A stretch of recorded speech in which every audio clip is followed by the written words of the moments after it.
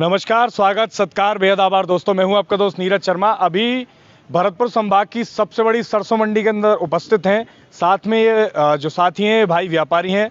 अब आपसे बातचीत क्या करने वाले हैं, किस विषय पर बातचीत करेंगे? सरसों के भावों में अभी बड़ी नरमी आई है, बड़ी भाव अचानक से गिर गए हैं। पिछले कुछ दिनों की बात करें, यहाँ 8,000 के पार रही पूरे साल करीब करीब सरसों। अब भाव एकदम से गिरने लगा है। सरसों का तेल भी गिरने लगा है, जो महंगी की बात कर रहे थे। तो आगे और सरसों का भाव कितना गिरने वाला है, क्या स्थिति रहने वाली है? सरसों का तेल आम आदमी को कितना परेशान करने वाला है, क्या कारण है अचानक से भाव गिर जाने के, और आगे क्या स्थिति रहेगी, सबके बारे में विस्तृत बातचीत करेंगे। चलिए थोड़ा घूमते घूमते बातचीत करते हैं। भाई साहब, परिचय दीजिए सभी साथियों को एक बार अपना। जी, मेरा नाम अंकित सिंघल है। प्रकाश ट्रेडिंग कंपनी के नाम से हमारा प्रतिष्ठान है नई मंडी भरतपुर के अंदर। और आपके विषय पर जानकारी देते हुए मैं बताना चाहता हूँ, अचानक से भाव गिर गए हैं सरसों के, क्या कारण है उसका? उसका कारण ये है कि फसल की कटाई के कुछ राज्यों में अभी से बातें आने लगी हैं कि 15 जनवरी से 20 जनवरी के आसपास फसल कटाई शुरू हो जाएगी। तो उसकी वजह से एक बाज़ार में एक नरमी का माहौल बन जाता है, क्योंकि नई फसल के लिए मतलब नई फसल तब आती है, एक तो बम्पर पैदावार वैसे ही है,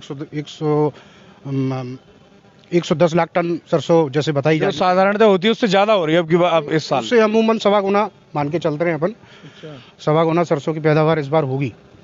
और ऐसा इसलिए तो नहीं कि एकदम इस साल महंगी रही, 8,000 के प्लस रही सरसों, किसान बड़ा उत्साहित हो गया कि पैसा बनेगा? पैदावार भी बढ़ रही है, गवर्नमेंट का प्रोत्साहन भी है कि क्योंकि थोड़ा सा गेहूं की तरफ से को लाया जाए, तो वो भी एक प्रेशर है गवर्नमेंट का किसी न किसी तरीके से। जैसे कि अभी रिसेंट में गवर्नमेंट ने बहुत अच्छा कदम उठाया कि 1 साल के लिए एनसीडीएक्स से करीब 12 कमोडिटीज को हटा दिया है। जो ऑनलाइन ट्रेडिंग है सरसों को और फसल की, एनसीडीएक्स से 12 महीने के लिए हटा दिया है। अच्छा। तो उससे बहुत बाजार पे कंपटीशन अच्छा एक लेवल का आएगा, और बायर और सेलर मतलब बिकवाल और लेवाल दोनों आमने सामने खड़े होंगे। तो इस हिसाब से तो न्यूनतम समर्थन मूल्य के नीचे रहेगा या उसके आसपास ही रहेगा भाव? फिर तो नहीं, बिल्कुल कोर सीजन पे जैसे हम मान के चल रहे हैं 15 मार्च से लेके 15 अप्रैल के बीच में वो भाव टच कर सकते हैं, है ना। और तब लेवाली भी अच्छी बनती है और थोड़ा सा मॉइस्चर रहता है उस समय। सरसों में नई सरसों जब आती है तो मॉइस्चर के दाम घटा के ही बिकते हैं। अच्छा, तो किसान को फिर एक मोटा मोटी फायदा होने वाला है कि नुकसान वाला? क्योंकि प्रोडक्शन ज्यादा हो गया, भाव कम रहेगा तो नुकसान हो गया इस हिसाब से? तो फिर नहीं, किसान को देखो समर्थन मूल्य गवर्नमेंट ने बढ़ा के 5,050 कर दिया, वो भी मतलब बहुत संतोषजनक है। उससे ऊपर ही अमूमन पूरे साल बिकने की उम्मीद है। अच्छा। हाँ, लेकिन बिल्कुल कोर सीजन पे मान के चल रहे हैं कि बिल्कुल जब आवक हर मंडी में चारों तरफ बहुत ज़्यादा हो जाएगी, तब उसका एक इफेक्ट आएगा, उसका एक फर्क पड़ेगा बाजार पे। अच्छा, तेल के भाव कहाँ क्या रहने वाले हैं अप्रोक्स? क्योंकि तेल का भाव एकदम से बड़ा महंगा हो गया था, सरसों का तेल 200 वो तो सरसों अगर महंगी होगी तो तेल भी बढ़ेगा, और सरसों सस्ती होगी तो तेल भी घटेगा। अब तो जैसे कि हर साल होता ही है सीजन, जैसे जब फसल कटाई का टाइम होता है तब तेलों के भाव बहुत नीचे के स्तर पे आ जाते हैं। तो ऐसा कह रहे थे एक बार जब 8,000 प्लस चली गई थी सरसों, तो कह रहे थे कि भैया अब तो ऐसा माहौल बन गया है कि सरसों 6,500 7,000 से तो प्लस ही रहेगी हमेशा ही हमेशा। आप सरसों हमेशा तो नहीं रहेगी, हमेशा तो मतलब ये अनुमान लगाना थोड़ा ठीक नहीं है, लेकिन सीजन के बाद ऐसा उम्मीद कर रहे हैं कि क्योंकि एनसीडीएक्स से हटाने के बाद अब क्या है, कंपटीशन फेयर हो जाएगा। जैसा सब लोग मान के चल रहे हैं कि कंपटीशन फेयर होगा, लेवाल बिकवाल सामने होंगे, तो उसमें जैसे अगर किसी को मान लीजिए किसी बड़े उद्योगपति को या बड़े प्लांट वाले को किसी को ऐसा लगता है कि भाई कि नई सरसों लेनी है, तो वो जब बड़े बायर बाजार में आते हैं तो वो 100 150 200 रुपये की उछाल कभी भी दे जाते हैं, है ना। तो उससे बाजार में इफेक्ट 100% आएगा, और भाव अगर 8,000 नहीं मिले तो 7,000 के आसपास रहने की पूरी साल उम्मीद है। जब सीजन नहीं होगा कि पूरे साल ही 7,000 के आसपास रहेगा? सीजन के बाद मतलब धीरे धीरे जैसे भाई जो मेन सीजन पे मोटा आप मान के चलो 2 महीने के अंदर लगभग 50% 40% सरसों खप जाती है ना, और बाकी 60% के करीब वो पूरे साल चलती है, ठीक है ना। तो वो जो 60% बचेगी ना, क्योंकि अब किसानों को भी समझ में आ गया है, वो भी एक अच्छी बात है कि किसान को भी समझ में पहले किसान क्या किया करते थे, एक बार में सारी सरसों बेच जाते थे, सारी अपनी, चाहे गेहूँ हो चाहे सरसों, कोई भी फसल को एक बार में सीजन पे बेच के फ्री हो जाते थे।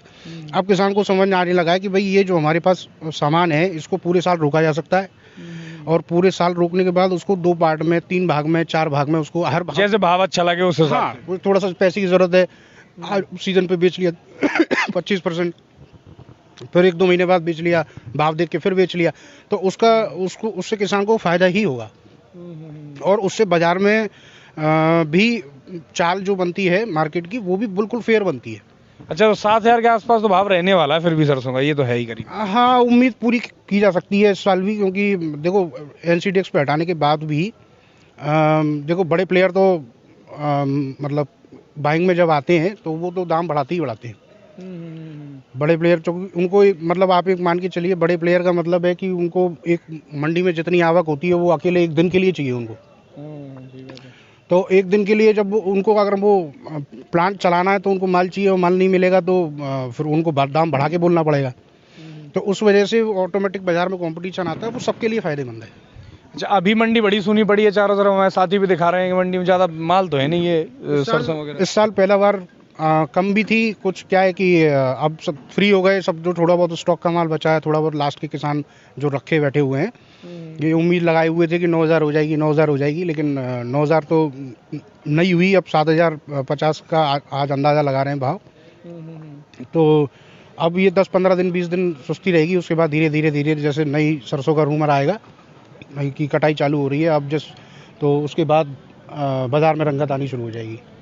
अच्छा, दूसरा ये कि जैसा बता रहे थे कि किसान को बरसात बहुत ज़्यादा हो गई, कई जगह पानी भरा रहा, डीएपी वगैरह खाद वगैरह भी प्रॉपर नहीं मिल पाई, बड़ी मारा मार रही, उससे कितना फर्क पड़ा है इस पैदावार पे किसान? उसमें थोड़ा सा फर्क ये पड़ा है कि जिनकी सितंबर लास्ट में जो मौसम खराब हुआ था, उससे क्या है बुआई जो उनको दोबारा करनी पड़ी, तो वो थोड़ी सी लेट आएगी, है ना। उस क्वांटिटी पे कोई फर्क नहीं है, उनका खाद बीज का थोड़ा सा खर्चा बढ़ गया, लेकिन वो थोड़ी सी लेट आएगी। वैसे फसल में अभी तक तो कोई नेगेटिव बात नहीं है, कोई नकारात्मक बात नहीं है, अभी तक स्थिति सब ठीक है। सामान्य। आज का क्या भाव रहने वाला है वो किसानों के?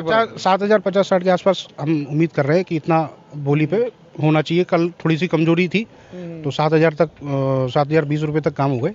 अब तो और अगले जो साल आने वाला है इसमें 7,000 के आसपास भाव रहने वाला है अमूमन अंदाजन। सीजन पे थोड़ा कमजोरी ही रहेगा क्योंकि आवक बहुत ज्यादा होती है, है ना। तो मेन सीजन, कोर सीजन पे तो किसान को भी हम एक यही सुझाव देंगे कि पूरा अपनी फसल को कुछ भागों में बेचे, एक साथ ना बेचे। ठीक है, तो दोस्तों सारी जानकारी आपको मिल गई है। 7,000 के आसपास इस साल भाव रहने वाला है। पैदावार थोड़ी बढ़ जरूर गई है इस बार, जो कंपैरेटिवली पिछले साल या अमूमन होती है उससे 7,000 के आसपास भाव रहने वाला है। किसान को ये सलाह दे रहे हैं हमारे व्यापारी भाई अंकित जी कि भैया एक साथ पूरी फसल को ना बेचो, अपनी ज़रूरत के हिसाब से भाव देखते हुए जहां आपका गुणा भाग बैठे वहां आप धीरे धीरे करके अपने फसल को बेचिए अपनी ज़रूरत के हिसाब से। वीडियो को शेयर करके सभी इस जानकारी को सभी किसान साथियों तक पहुँचाइएगा। मैं हूँ आपका दोस्त नीरज शर्मा। नमस्ते, गुड बाय, राम राम।